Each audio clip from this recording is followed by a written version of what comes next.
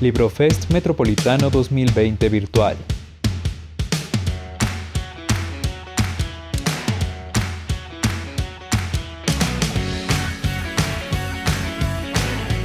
Buen día a todas y a todos. Estamos muy contentos de poder participar en esta edición 2020 del Librofest Metropolitano en su modalidad virtual. En esta ocasión vamos a presentarles un libro que tenemos por aquí, se llama Mundos Indígenas, Identidad, Gestión, Territorio y Movilidad. Es un libro que coordinamos 4 profesores, el profesor Jesús Manuel Ramos García, el profesor Jorge Mercado Mondragón, la profesora Karina Ochoa Muñoz y su servidor Jorge Ortiz Lerux. Lo hemos hecho desde un punto de vista transcultural. Creemos que la multidisciplina y la transdisciplina son una vía de análisis muy importante para entender lo transcultural, para entender los fenómenos y las tensiones que se dan entre el mundo contemporáneo y entre el mundo indígena o el mundo rural. Lo hacemos desde estas distintas disciplinas, la antropología, la sociología, la historia, el diseño, el arte, la administración, la economía, pero lo hacemos también desde el reconocimiento específico de experiencias, prácticas, formas de vida, visiones que provienen del mundo indígena y al cual nos acercamos a través de numerosos autores. Tenemos 15, 20 autores que lo abordan desde distintas perspectivas. Y en primer lugar, pues vamos a hablar del segundo capítulo que nos va a dar su visión Jorge Mercado Mondragón, el capítulo 2 de nuestro libro que se llama Migración, Desplazamiento Interno Forzado y Transculturalidad. Le dejamos la palabra a Jorge para que nos platique esta perspectiva. Buenas tardes a todas y a todos. En principio, agradecer la oportunidad que nos da el Librofest para la presentación del libro que ya comentó el doctor Jorge Ortiz Lerux, que lleva como título Mundos Indígenas, Territorio, Movilidad, Identidad y Gestión. Este texto, escrito por varias plumas, con un carácter transdisciplinar, aborda de maneras diferentes, desde ópticas diferentes, el fenómeno actual de los pueblos indígenas en nuestro país. En este texto tuve la oportunidad de coordinar un capítulo, de hecho es el segundo capítulo, que lleva como título Migración, Desplazamiento Interno Forzado y Transculturalidad. En este capítulo, 4 académicos y académicas escribimos en torno al fenómeno de la movilidad expresada en la migración interna, la migración internacional, ¿no? Por un lado, y por otro lado, el desplazamiento interno forzado. Pero de hecho inicia con un capítulo que escribe la doctora Blanca Rubio del Instituto de Investigaciones Sociales de la UNAM, con un artículo que lleva como título De la crisis agrícola de 1929 a la crisis alimentaria del 2008. En este artículo, la doctora Rubio proporciona un panorama de esas crisis recurrentes que hay en el campo mexicano, cuya expresión más cruda justamente pues son las crisis alimentarias. Crisis alimentarias que provocan que la población salga de sus territorios, de sus espacios agrícolas, para poder hacerse de los recursos y de esa manera reproducir sus unidades familiares. Decidimos que el artículo de la doctora Rubio fuera el que iniciara este capítulo, dado que es una muy buena introducción al fenómeno de la migración y del desplazamiento interno forzado. El segundo artículo, escrito por la doctora Marta Judith Sánchez, también del Instituto de Investigaciones Sociales de la UNAM, lleva como título Desde las Marías hasta los Nahuas, una mirada a la migración indígena hacia el área metropolitana del Valle de México en el siglo XXI. Este artículo escribe la experiencia de esa migración de zapotecos, nahuas y mazatecos y las formas diferenciadas en las que ellos y ellas se insertan en las economías urbanas. Parte de un hecho básico que es no presentar una homogenización del proceso migratorio, sino hay que hacerlo a partir de segmentos muy específicos en el análisis de la migración, dado que ella se da de diferentes formas y maneras, cuyo centro justamente radica en esta riqueza, ¿no? En esa expresión multivariada justamente de esa migración interna, de zonas indígenas a las zonas urbanas. Hay un tercer capítulo hay un tercer artículo en este capítulo que se llama México frente a una realidad de destierro y despejo, población indígena en situación de desplazamiento interno forzado, escrito por la maestra Brenda Pérez Vázquez. Ella actualmente es la coordinadora del área de desplazamiento interno forzado del Grupo para la Promoción de los Derechos Humanos en nuestro país, ¿no? En este artículo, la doctora Brenda, la maestra Brenda, proporciona una mirada, ¿no?, a este fenómeno realmente crudo, cruel, lastimoso, que tiene que ver con la existencia de un fenómeno estructural, diría yo, de violencia generalizada que se originó con la guerra al narcotráfico establecida por Felipe Calderón. Esta guerra contra el narcotráfico evidenció y provocó, ¿no?, una serie de violencia en todo el territorio, particularmente en zonas indígenas, que trajeron como consecuencia que la población de dichos espacios saliera de sus comunidades abandonando su territorio, su patrimonio, únicamente con lo que traen puesto. Eso es lo cruel de este fenómeno, ¿sí? Sales porque tu vida corre peligro. Dejas tu territorio, dejas tu espacio, dejas tu actividad, porque tu vida corre peligro, ¿sí? Entonces, en ese sentido, es un artículo muy interesante, ¿no?, donde también se documenta que muchas de las víctimas y quienes más los padecen son justamente las mujeres y los niños, ¿no? El cuarto capítulo de este libro es de un servidor y lleva como título Migración Internacional y su impacto en la resignificación del género, estudio de caso en una comunidad indígena totonaca del estado de Veracruz. En este artículo yo planteo la necesidad urgente de hacer un estudio muy particular del efecto de la migración internacional en las mujeres esposas de los campesinos, de los indígenas que migran a Estados Unidos, porque ha evidenciado, se han documentado efectos que tienen que ver en cómo estas mujeres tienen que insertarse en espacios otrora reservados a los varones. No ha sido un camino fácil. Estas mujeres tienen que asumir jefaturas de hogar, tienen que asumir tareas que tienen que ver con las labores domésticas, pero también con actividades agrícolas, y ese sentido, el efecto que tiene sobre el género es importante. Entonces, en ese sentido, este capítulo intenta dar una perspectiva global de cómo la movilidad ha afectado la cultura y la identidad de los grupos indígenas, de donde salen las y los migrantes internacionales. El efecto en la cultura y la identidad, de alguna manera, resignifica, en el caso del artículo que yo escribo, el género, dado que ha hecho o ha impactado en manera importante en que esas mujeres tengan que dar el frente, que tengan que dar la cara frente a sistemas normativos en extremo rígidos, ¿no? En ese sentido, el capítulo complementa toda esta mirada de los diferentes articulistas, y en ese sentido, pues enriquece esta mirada transdisciplinar. Muchas gracias por tu aporte, Jorge, en este segundo capítulo del libro. El tercer capítulo va sobre la temática de diseño, arte e identidad. Tenemos a varios autores que participaron en esta perspectiva desde el arte y el diseño. Isaí González Machado nos presenta su artículo Persistencia étnica y experiencia creativa,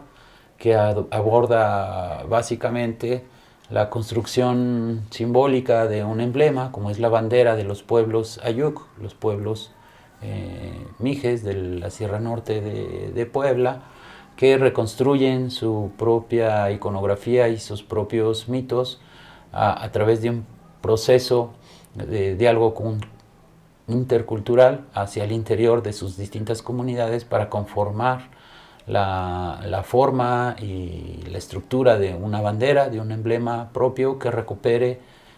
los colores, los íconos y los elementos mitológicos que conformaron a estos pueblos. Y lo hace a través de un concepto que ella trabaja, que es el de la persistencia y la resiliencia, como una manera de enfrentarse a los cambios acelerados en la sociedad contemporánea. Por otro lado, tenemos el texto de Norma Patiño, profesora del Departamento de Evaluación del Diseño, que aborda la experiencia de las comunidades chontales en Oaxaca, en Guamelula, en la costa oaxaqueña, a través del retrato y a través de la semblanza como medio para acceder a esa construcción mítica a través de las fiestas religiosas, en particular a través de la boda de la lagarta, que involucra distintas figuraciones: el español, el colonizador, el blanco, el mestizo, el indígena, el afromestizo, el afromexicano, en un diálogo festivo y simbólico muy significativo para el presente de estas comunidades y su situación también convulsa y cambiante. Por otro lado, el texto de Saúl Vargas, que aborda la interacción que existe entre el diseñador y la comunidad indígena en el acercamiento a través del servicio social y de la participación de varios académicos y profesores, que acudiendo a estas comunidades construyen su identidad, su imagen,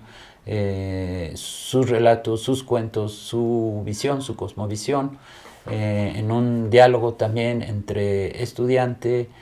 comunidad, jóvenes y mujeres que participan de la reconstrucción o de la condensación de su propia identidad o sus identidades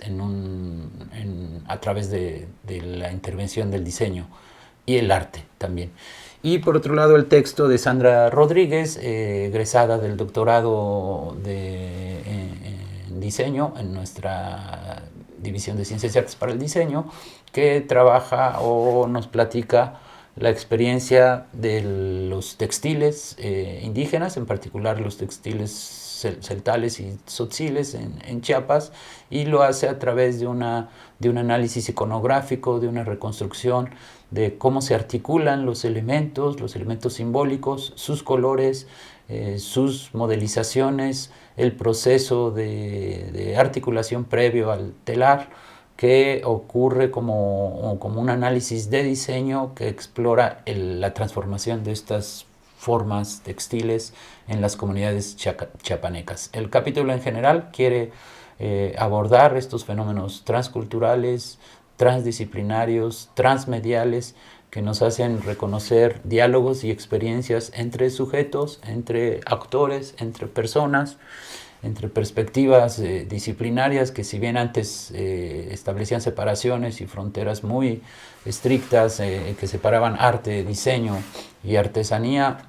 hoy estos trasvases son mucho más fluidos, no existen esas articulaciones separadas como conceptos para comprender lo nuevo, o se manifiestan insuficientes, de tal manera que es importante reconocer cómo la construcción de la práctica artística y del proceso estético y de diseño ya no cabe en una visión unívoca o unidisciplinaria. Vamos a regresar con Jorge Mercado a que nos platique desde qué perspectivas nuestros otros coordinadores del libro de esta publicación han abordado a los mundos indígenas. Entonces te cedemos la palabra, Jorge. Bueno, continuando con la presentación del libro Mundos Indígenas, Territorio, Movilidad, Identidad y Gestión, ese texto fundamental para el análisis de los mundos indígenas contemporáneos abren de hecho con un primer capítulo que se llama Mujeres, Cosmovisión y Territorio, donde se plantea el papel fundamental, el papel central que tienen las mujeres en la preservación, en la lucha que han dado por el espacio tierra, ¿no? Para poder integrar toda esta cosmovisión propia de las mujeres a partir de ciertas cosmovisiones indígenas muy específicas, para poder dar la lucha en el sentido de que ellas han sido las principales actoras en el proceso de conservar el elemento tierra. El elemento tierra, que es que desde la cosmovisión indígena es fundamental para la reproducción tanto cultural, simbólica y material de los espacios y del territorio indígena. Hay diversos artículos, hay 5 artículos de la autora Carolina Ochoa Muñoz, Carolina María Vázquez García, de Jesús Manuel Ramos, Carmela Cariño Trujillo, Rosane Duarte Rosas, que es de hecho un artículo invitado, que es de Brasil, que se llama Mujeres Indígenas en la Amazonía Brasileña, y un artículo más de Josefa Sánchez Contreras, Mujeres Indígenas, Bienes Comunales y Despejo. Este primer capítulo, insisto, es fundamental en el análisis y la comprensión del papel importante y relevante que han tenido las mujeres en espacios indígenas para conquistar, mantener y luchar por el territorio. Ese territorio que es un territorio de vida, un territorio hegemónico, donde la centralidad es justamente el mantenimiento del recurso, del espacio, del territorio indígena como un eje fundamental de reproducción tanto cultural y económica, pero también como un eje de mantenimiento cultural, de identidad cultural. En ese sentido, este capítulo abre nuestro texto porque consideramos que era importante darle el peso fundamental que tienen las mujeres indígenas en la conservación de no solamente del patrimonio y el recurso tierra, sino de la continuación de la cultura y la identidad indígena. En muchas ocasiones son las mujeres las que han tomado en sus manos no solamente la reproducción de la tierra, como señalé, sino también la reproducción de la identidad de la cultura en zonas indígenas. Ellas han luchado por el mantenimiento de sus indumentarias, de su lengua indígena, porque saben muy bien que a partir de esta cuestión comunitaria es posible hacerle frente a un mundo hegemónico que parte de un rasero cultural en el sentido de homologar las culturas a una sola, ¿no? Perdiendo entonces de esa manera la especificidad del papel que tienen las mujeres en esta lucha. Hay otro capítulo, que es el capítulo 4, que lleva por nombre Gestión, Gobierno y Economía, capítulo que se encarga sobre todo de analizar puntualmente las experiencias que se han dado en las comunidades indígenas para hacer todo un ejercicio de gestión y administración desde la propia especificidad de los grupos indígenas. Es decir, hay una ausencia del Estado para poder administrar, ejercer los recursos que ahí se generan. Los indígenas y las indígenas han entendido desde muy tempranamente el hecho de que son ellos y ellas las que tienen que mantener los recursos, administrar sus bienes, dado que a partir de esa cosmovisión indígena, que es fundamental en el mantenimiento de esos recursos, han tenido éxito para hacer frente a políticas homologadoras que se fundamentan en la noción de ganancia. En este capítulo 4